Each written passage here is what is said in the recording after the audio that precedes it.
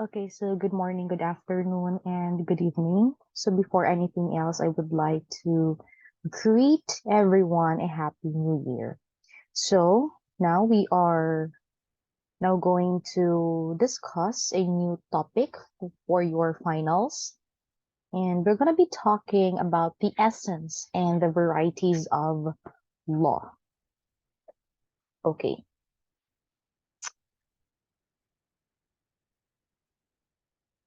Okay. So as a rational being, we all have free will. I believe you know what free will is. This is a volition. You are given the freedom to do whatever you want. May it be as long as it is good or it will do good for you. So through this, our capacity for reason, we are able to judge between the possibilities and to choose, excuse me, to choose and to direct our actions in one way or the others. And our actions are directed towards attaining ends or good that we desire. We work on, or for example, we work on a project to complete it. Or maybe you, as a student, you study in order for you to learn. Or I myself bakes a cake in order for me to come up with a cake, as I said. Or maybe you practice playing a guitar in order for you to get better in playing guitar or playing guitar. Or it could also be as simple as the fact that, like for example, myself, I play volleyball because I enjoy doing so. So these examples are actually good, and we act them in a certain way to pursue them. So goods are sometimes referred to as the end of actions. No, you study for you to learn. Learning there is a good action. Um, baking a cake for you to be able to have one is also referred to as a good action.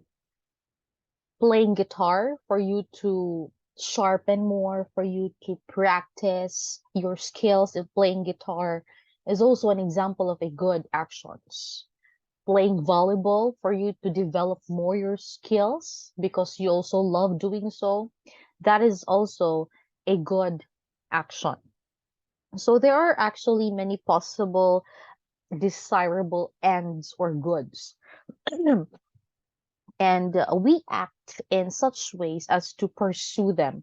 However, just because we think that a certain end is good and is therefore desirable, it does not really necessarily mean it is ended good. It is also possible to first suppose that um, something is good only to realize later that doing so was actually a mistake. And this is why it is really important for reason to always be part of the process. So acts are rightly directed towards their ends by reason. But this does not simply mean that through reason we can figure out how to pursue something that we already had thoughtlessly supposed to be good for us. What is necessary is to think carefully of what really is in fact good for us. So in thinking about what is good for us, excuse me, it is also quite possible that we end up thinking exclusively of our own good. So Thomas Aquinas reminds us that this will not do. We cannot simply act in pursuit of our own ends or good without any regard for other people, good community. So we have to consider what is good for the community. So since we belong to a community, we have to consider what is good for the community as well as our own good. And this is a term that we call the common good. Now, what is really exactly the common good? So common good is might not always be easy to determine as there are many variables to consider, such as the particular community we are thinking of or the particular ends that the community is pursuing. But that need not occupy us right now. What is of greater significance for us here is the recognition that since we must consider not just our own good, but also that of others, we cannot act in just any which way. There would have to be some kind of measure of our acts. So it is good for us not to simply be free to act in whatever way we like. We should also recognize the proper measure or the limits in our actions that would allow us to direct our acts in such a way that we can pursue ends or the goods of both our own and also that of others or together. So the determination of the proper measure of our acts can be referred to as law. So using a simple example, we can think of the traffic rules, especially here in Tagbilaran. Grabe ka traffic dito sa Tagbilaran. No? So a motorist cannot just drive in any way he likes, but that motorist itself must respect the traffic rules. So these rules seem to measure or place a limit on his driving, for example, by placing a maximum speed he can travel on a particular road. So such a limit or such a rule is something good for both the motorists and for the other motorists, as it helps them to as it helps prevent motor accidents. So as Thomas Aquinas put it, the law must regard properly their relationship to universal happiness. A law, therefore, is concerned with the common good in a way. Making of a law belongs either to the whole people or to the public person who has care for the common good or is tasked with the concern for the common good of the community or of the whole people. Now, another example that we can consider here is a student organization of 20 members, for example. So together, all the members decide what it would be best if they were to meet on Friday afternoons, or that they all had to contribute for lunch in their meetings, or or on a larger scale, a teacher who is in charge, for example, or there's a term there. Basta, there's a term. A teacher who is in charge of has to put some rules in place so that things will go smoothly, perhaps. So she would maintain that the students may not just walk in and out of the, or yeah, during the meeting of the student organization. So just to make this simple, creating rules and regulations, creating law must be concerned with the common good. Now, same with the law that was um, signed by the Senate, it must concern the common good of every individual. Now, varieties. How about the varieties? So we have noted earlier how God, or by his wisdom, God is the creator of all beings. We do not only recognize God as the source of these beings, but also we acknowledge the way he have been created and the way he could return to him, which is the work of his divine reason itself. So this includes the proper measure of governing the acts of these beings. And so Thomas Aquinas also writes on his book, quote, he governs all the acts and movements that are to be found in each single creature. So the type of divine wisdom is moving all things to their due and bears the corrector law. End of quote. So this line involves the assertion that the divine wisdom that directs each being toward its proper end can be called as the eternal law. So eternal law refers to what God wills for creation, how each participant in it is intended to return to Him. So, given our limitations, we cannot really grasp the fullness of the eternal law. Nevertheless, it is not completely opaque to us. So, we must recognize that first, we are part of the eternal law, and second, we participate in it in a special way. So, all things partake in the eternal law, meaning all beings are already created by God in a certain way intended to return to Him. Thus, we can find in them the very imprint of the rule and measure of the acts by which we are guided. So these can be determined in the very inclinations that they possess. So directing their acts towards their proper ends. So therefore, irrational creatures like plants and animals are also participating in the eternal law, although we could hardly say that they are, in a way, conscious of this law.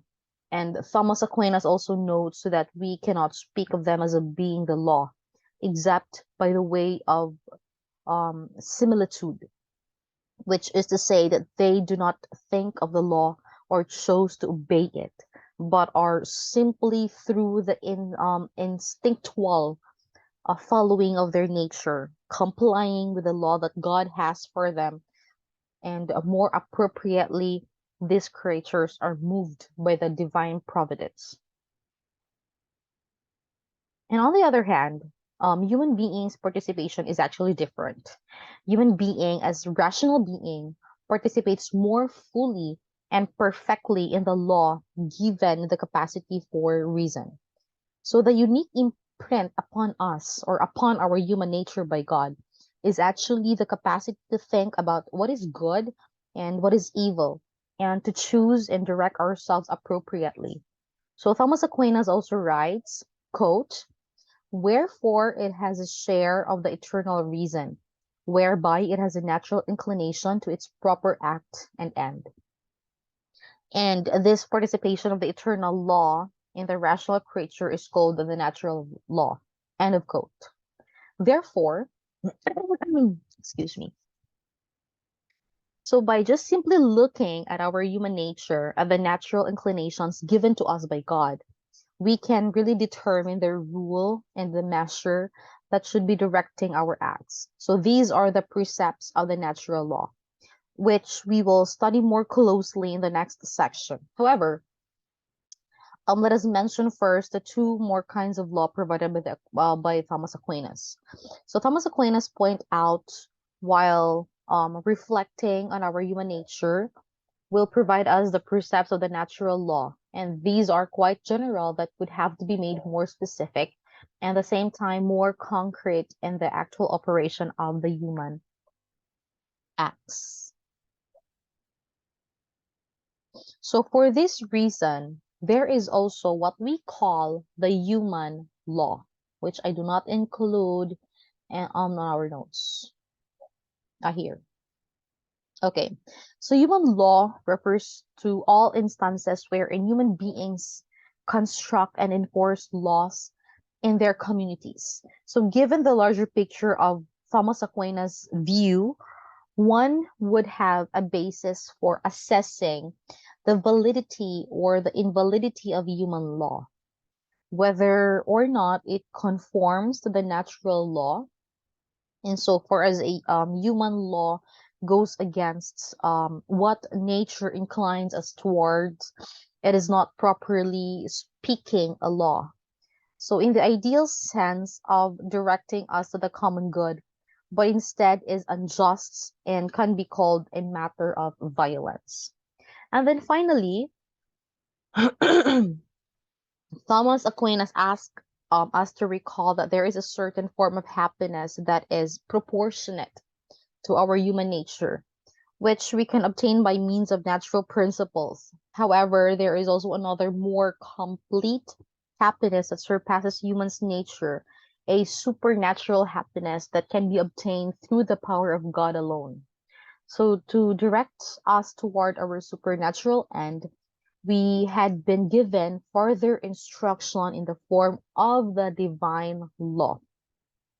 So this term, divine law, often confused with the eternal law, because a divine law refers specifically to the instances where we have precepts or instructions that come from the divine revelation. So, for example, we have what is handed down to us in the sacred scriptures, like the Ten Commandments, in the book of Exodus in the Old Testament of Jesus' injunction to love one's neighbor in the Gospels.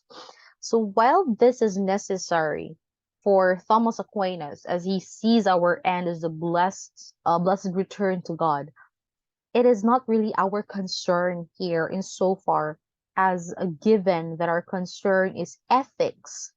One need not rely on the divine law in order to be moral. Of interest then about this natural law theory of Thomas Aquinas is that while it is clearly rooted in a Christian vision, it grounds a sense of morality not on what faith, but on human nature. So, um,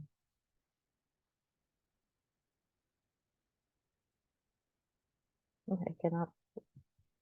Okay, so that ends our lesson 1. So your lecture notes, this one, the PowerPoint presentation will be uploaded on your Google Classroom, and your activity or your quiz will also be uploaded on your um Google Classroom as well.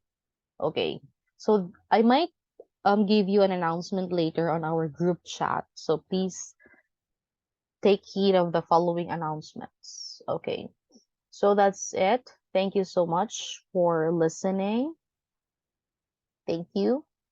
Have a good day.